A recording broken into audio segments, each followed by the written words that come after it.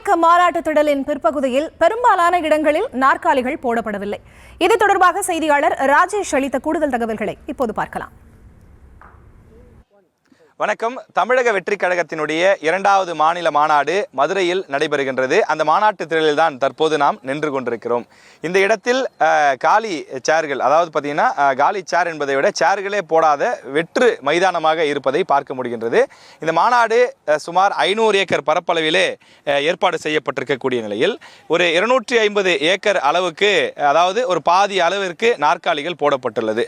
ஆனால் பாதிக்கும் கிட்டத்தட்ட அதிகமான இடத்திலே நாற்காலிகள் போடாமல் வெறும் காலி மைதானங்களாக இருப்பதை பார்க்க முடிகின்றது. அதிகாலை 5 மணி முதலே ஆயிரக்கணக்கான தொண்டர்கள் இந்த இடத்தில் வந்து குவிந்திருந்தாலும் கூட இந்த இடத்தில் நாற்காலிகள் பாதிதான் போடப்பட்டிருக்கிறது. மீதி இடங்கள் காலியாக பச்சை பசேல் என்று, அதாவது கீழே விரிப்புகள் போடப்பட்டிருக்கக்கூடிய காரணத்தால் பச்சை பசேல் என்று கீழே இருப்பதை நம்மால் உணர முடிகின்றது.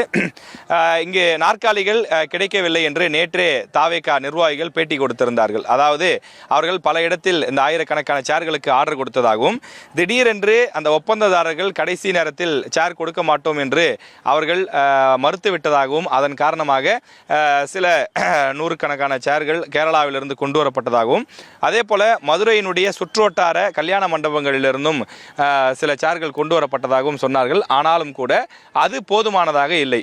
இந்த இடத்திலே முழுவதுமாக 1.5 லட்சம் சேர்கள் போடுவதற்கான ஏற்பாடுகள் நடைபெற்றது.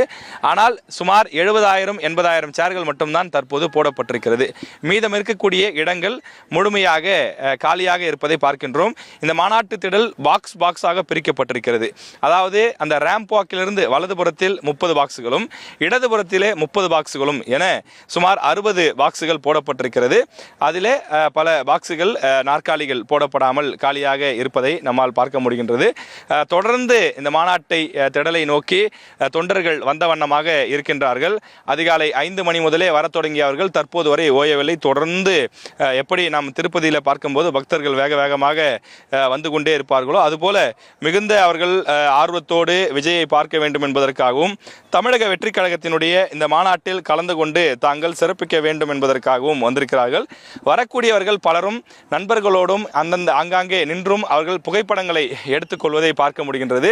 இந்த மாநாட்டு திடலில் ஆங்காங்கே டிஜிட்டல் திரைகளும் வைக்கப்பட்டிருக்கிறது, ஸ்பீக்கர்கள் வைக்கப்பட்டிருக்கிறது, குடிநீருக்கான ஏற்பாடுகள் செய்யப்பட்டிருக்கின்றது. அதே நேரத்தில் அவர்கள் வசதியாக அமர்ந்து பார்ப்பதற்கு போதுமான நாற்காலிகள் செய்யப்படவில்லை என்பது ஒரு முக்கியமான குறைபாடாகவும் பார்க்கப்படுகிறது. அதற்காக தமிழக வெற்றிக் கழகத்தின் சார்பில் காரணங்கள் சொல்லப்பட்டாலும் கூட வரக்கூடிய ஆயிரக்கணக்கான தொண்டர்கள் பிற்பகுதியில், அதாவது முதல் பாதி இல்லாமல் 2ஆம் பாதியில் வரக்கூடியவர்கள் அவர்கள் இந்த இடத்தில் நின்று கொண்டேதான் பார்க்க வேண்டிய சூழல் தற்போது உருவாகி இருக்கிறது. மதுரை மாநாட்டு திடலிலிருந்து ஒளிப்பதிவாளர் கருப்பையாவுடன் செய்தியாளர் ராஜேஷ்குமார்.